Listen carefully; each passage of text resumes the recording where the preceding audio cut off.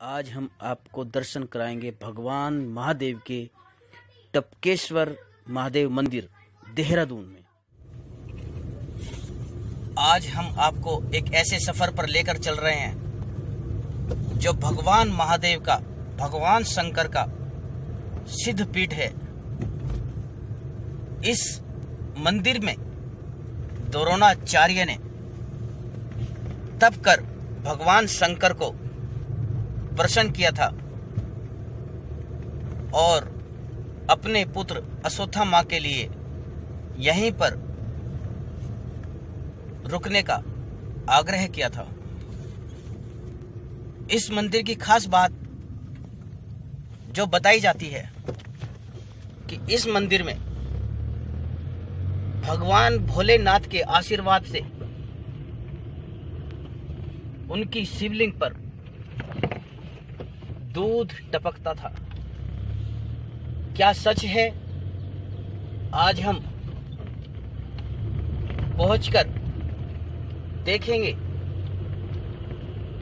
कितनी सत्यता इस कहानी के अंदर है। मंदिर के इस मेन गेट पर यहाँ से टपकेश्वर महादेव मंदिर की यात्रा शुरू होती है और यहाँ से लगभग 1.5 किलोमीटर टपकेश्वर महादेव शिव मंदिर है। आइए चलिए, चलते रहो। तो फाइनली हम पहुंच चुके हैं टपकेश्वर महादेव मंदिर। यहाँ से हम टपकेश्वर महादेव मंदिर शंकर भगवान के हम यहाँ से दर्शन करेंगे और ये लगभग 108 सीढ़ियाँ आप देख सकते हैं कि लगभग 108 सीढ़ियाँ हैं जहाँ से निकलकर हम भगवान शंकर के दर्शन करेंगे। और वह रूप जो देश में नहीं विदेश में भी प्रसिद्ध है कि भगवान शंकर भोलेनाथ का शिवलिंग पर पानी टपकता है और कभी दूध टपकता था, इसके हम दर्शन कराएंगे। आइए चलते हैं।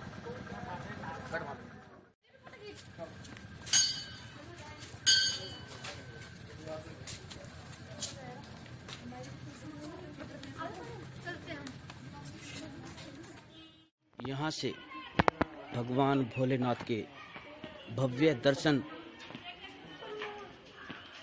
होंगे। यह सब जो आप देख रहे हैं प्रकृति की गोद में बसा हुआ एक टपकेश्वर महादेव मंदिर। इस मंदिर के अंदर बाबा भोलेनाथ के अलावा भगवान बजरंगबली की भी एक प्रतिमा लगी हुई है। इसी के साथ भोलेनाथ के छोटे छोटे मंदिर आपको यहाँ पे दिखाई देंगे और एक वैष्णो देवी गुफा जिसके हम दर्शन आपको कराएंगे। यह वैष्णो देवी गुफा प्रकृति की गोद में बसी एक अलग ही धरोहर है। यहाँ से भगवान भोलेनाथ के दर्शन करने के लिए हम लोग आगे बढ़ रहे हैं। अभी यह सीढ़ियाँ खत्म नहीं हुई है। टपकेश्वर महादेव मंदिर, इस मंदिर की विशेषता अब हम आपको बताएंगे और यहाँ पर मौजूद महंत पुजारियों जैसे भी आपका परिचय कराएंगे। वह बताएंगे किस तरह से इस मंदिर की स्थापना हुई, भगवान भोलेनाथ के इस मंदिर की विशेषताएं आपको बताएंगे। इस मंदिर में दर्शन करने के लिए दूर दूर से भक्तजन आते हैं और दर्शन कर पुण्य का लाभ कमाते हैं, अपनी मनोकामनाएं मांगते हैं और मनोकामनाएं भी भगवान शंकर उनकी पूरी करते हैं। यह एक छोटी गुफा है जिसमें यहाँ पर आप देख सकते हैं भगवान नंदी जी, जिनको भगवान शंकर का वाहन भी कहा जाता है, स्थापित हैं।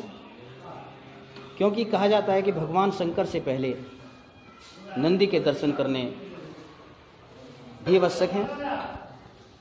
और आप देख सकते हैं ये इस समय हम मंदिर के अंदर प्रवेश कर चुके हैं। एक छोटी गुफा है टपकेश्वर महादेव मंदिर। इस मंदिर के हम अंदर प्रवेश कर चुके हैं। इधर भगवान भोलेनाथ का शिवलिंग भी स्थापित है। लेकिन जो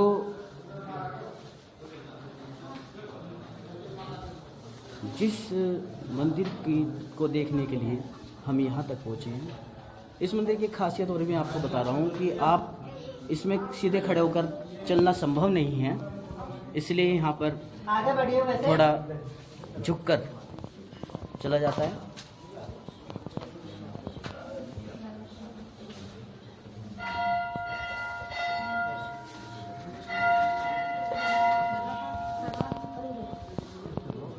फाइनली ये है भगवान शंकर का वह शिवलिंग जिसकी यात्रा के लिए हम इतनी दूर तक चलकर आए हैं।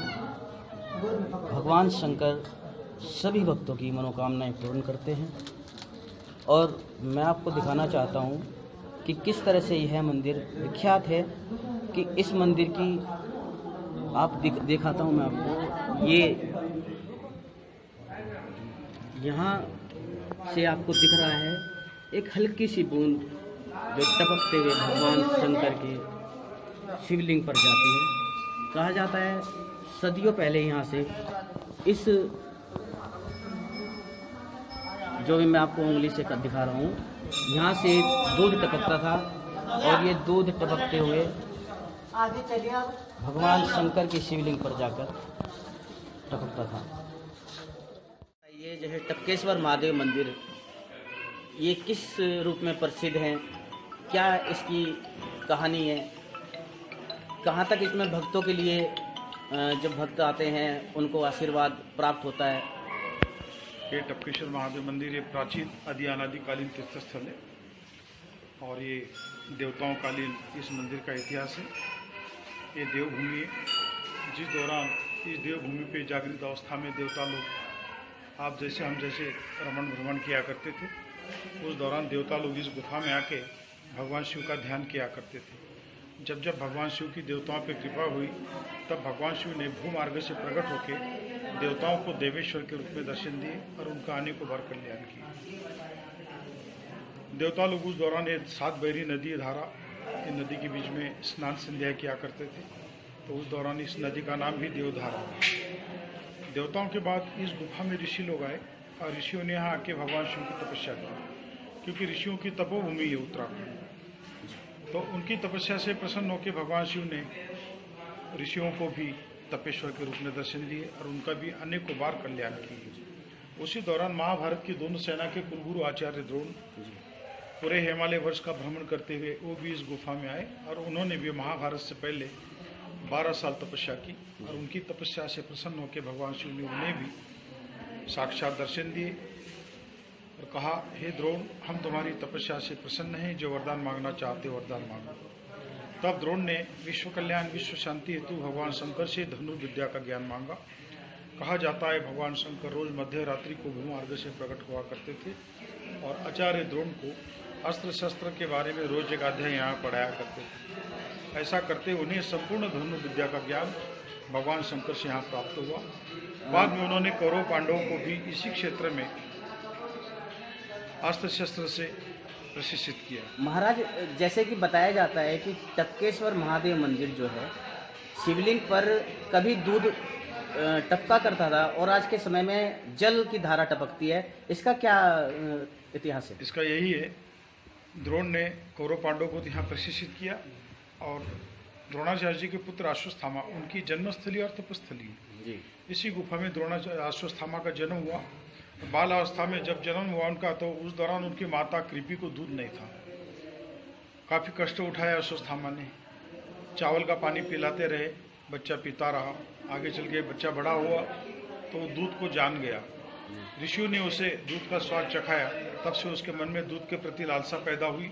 तब से उसने दूध पीना छोड़ दिया और ये चावल का पानी पीना छोड़ दिया।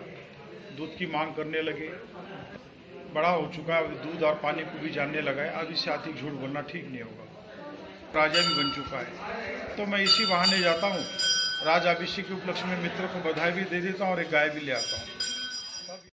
तो टपकेश्वर महादेव मंदिर के साथ साथ हम पहुंच चुके हैं माता वैष्णो देवी की गुफा में।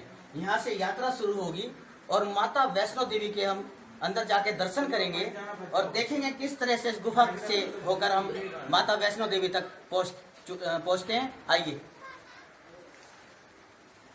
जिस तरह से जम्मू कश्मीर में माता वैष्णो देवी की गुफा है और माता वैष्णो देवी के दर्शन करने के लिए दूर दूर से भक्त जाते हैं, उसी तरह की एक गुफा माता वैष्णो देवी की यहाँ बनाई गई है और बिल्कुल संरचना जो की गई है उसी तरह से की गई है कि जैसे हम माता वैष्णो देवी की गुफा की यात्रा करते हैं। यह गुफा आप देख सकते हैं बहुत ही छोटे रूप में बनाई गई है। इसमें खड़ा होकर चलना संभव नहीं है और मैं कोशिश कर रहा हूँ आगे चलने की। और ये माता वैष्णो देवी का ये लंबी गुफा है और इस गुफा से होते हुए अब आप देख सकते हैं सामने का जो दृश्य है, सामने संभव ही नहीं है कि आदमी बैठकर खड़े होकर चला जाए। यहाँ पर बैठना पड़ेगा और यात्रा करनी पड़ेगी। यहाँ से यात्रा के समय हम घुटनों के बल चलते हुए हमें जाना पड़ेगा, क्योंकि कोई और तरीका है ही नहीं।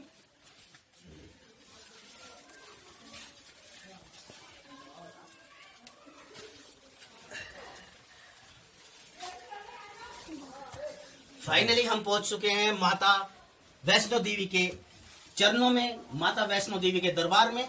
माता वैष्णो देवी यहाँ पर 3 पिंडियों के रूप में विराजमान है और सामने एक स्वरूप भी माता का नजर आ रहा है। तो ये थी माता वैष्णो देवी की यात्रा जो हमने एक छोटे से प्रयास में अपने आप को दिखाने का प्रयास किया है। नमस्कार। दोनों फोन शुरू। तो ये थे भगवान भोलेनाथ के हमने आपको दर्शन कराए, भगवान टपकेश्वर के दर्शन आपको कराए, माँ वैष्णो देवी की गुफा के आपको दर्शन कराए और ऐसे ही कई मंदिर को हमने यहाँ पे दर्शन कराए। भगवान भोलेनाथ की महिमा के बारे में आपको महंत जी ने बताया किस तरह से भगवान शंकर के शिवलिंग पर कभी महाभारत काल के समय में दूध टपकता था और आज कलयुग के समय में वहाँ पर जल टपकता है। और माता वैष्णो देवी के दर्शन में भी आपने देखा किस तरह से प्राकृतिक गुफा बनी हुई है और इसमें माँ वैष्णो देवी विराजमान है। 3 पिंडियों के रूप में माता वैष्णो देवी विराजमान है। इसी तरह आप देख सकते हैं इस समय हम तमसा नदी के पुल पर खड़े हैं। ये तमसा नदी है और इसका भी इतिहास देवादिकाल से चला रहा है। इस क्षेत्र को देवों का क्षेत्र माना जाता है क्योंकि ये शिवालिक पहाड़ियाँ हैं। यहाँ भोलेनाथ भगवान शंकर का वास था और वास होने के कारण प्रत्येक कण कण में यहाँ भोलेनाथ का वास है। और इसी वास के चलते यह है स्थल टपकेश्वर महादेव मंदिर जो स्थल है ये देवों का देवताओं का यहाँ पे ये वास रहा है और यहाँ पे देवता विराजमान रहे हैं और देवताओं ने यहाँ पर इस मंदिर की स्थापना की और द्रोणाचार्य ने यहीं पर बैठकर भगवान शंकर से धनुर्विद्या की